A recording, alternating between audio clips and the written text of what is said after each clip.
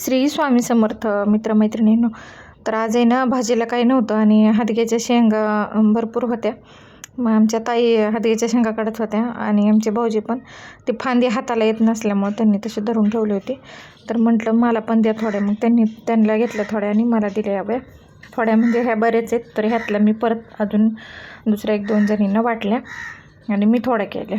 तर फुलं पण त्यात थोडीफार निघाली होती. मग त्या फुलांची भजी घेतली करून. जसं की आपण बटाटा भजी करतो तसं मिश्रण करून घेतलं बेसन पिठाचं आणि त्यात हदग्याची फुलं टाकून तळली. तर खूप चांगली होतात ही पण भजी. तर आम्ही ज्यावेळेस फुलं निघतो तेव्हा भाजी किंवा भजी असं काहीतरी एक करत असतो. तर अशा प्रकारे थोडीशी आपली घेतली करून भजी. तर तुम्ही कधी खाल्ली नसाल किंवा केली नसाल तर नक्की ट्राय करा.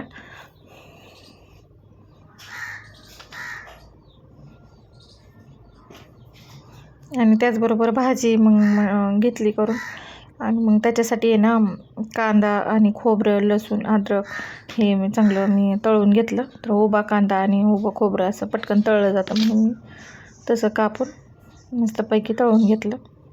आणि शेवग्याचे शेंग जसं तुकडे करतो तसं या शेंगाचे पण असे तुकडे करून घ्यायचे.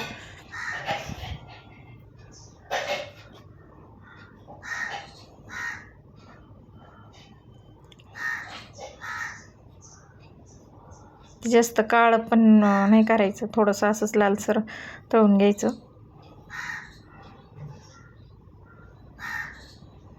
मिक्सरला मग थोडंसं पाणी टाकून वाटायचं जेणेकरून चांगलं बारीक वाटलं जातं ते. तर माझं बघा चांगले बारीक वाटून झालेलं आहे.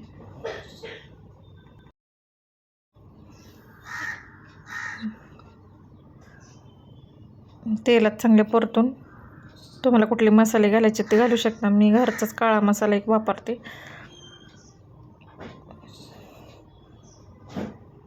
जो की वर्षभरासाठी केलेला असतो. मी तेच सगळ्या भाज्यांमध्ये रोज 1-1 चमचा टाकून देते. का तर तो तिखट आहे आणि आम्हाला त्याच मसाल्याची सवय लागलेली, त्यामुळे विकतचे जास्त नाही वापरत. तर वाटण परतल्यानंतर आपला मसाला टाकून शेंगा वगैरे टाकून घ्यायच्या आणि मग हवं तेवढं तुम्हाला पाणी टाकून पातळ बनवून घ्यायचं.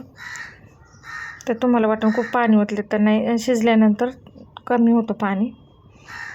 आणि चवीपुरतं मीठ. भाजी झाली आपली, शिजायला टाकली, झाकून ठेवली बारीक गॅसवर. आणि तोपर्यंत मी इकडं बाजरीच्या भाकरी करून घेतल्या. तर अशा भाजीबरोबर ज्वारी किंवा बाजरीची भाकरी छान लागते.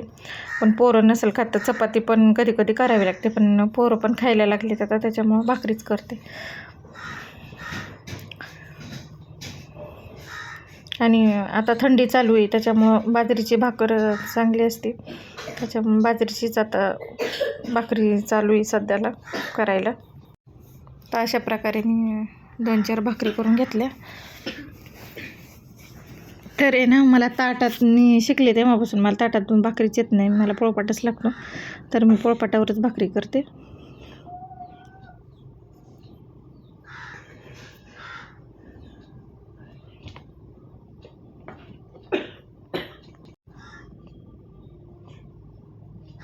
तर आपल्या भाकरी झाल्या मग.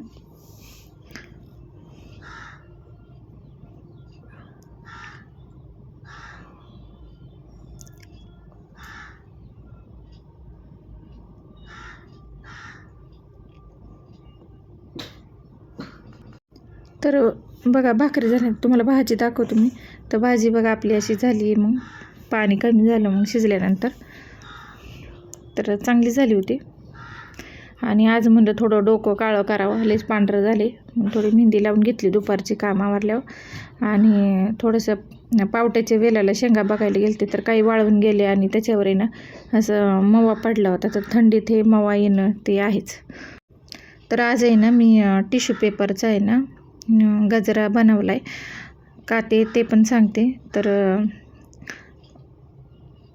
ऐन टायमाला नाही भेटला किंवा कधी नाही का गरजेला पाहिजेच असतो ना आपल्या एक जवळ, म्हणून म्हटलं बनवावा. आता लग्नाला जायचं होतं मग तिथं थोडंसं खेडेगाव आहे, तिथं पण गजरे वगैरे भेटत नाहीत, तर त्या हिशोबाने मी म्हटलं चला 2 बनवून घेऊया आपण, तिथं लावायला आपल्याला होतील. आणि हे असं ओळखायला येत नाही तेवढे छान वाटतात. तर तयार झाल्यानंतर बघा तुम्ही बघू शकता. तर हे मी काय करते तर देठाचा थोडासा हिरवा कलर त्याच्यामुळे छान वाटते, ओरिजिनल फुलं वाटतात.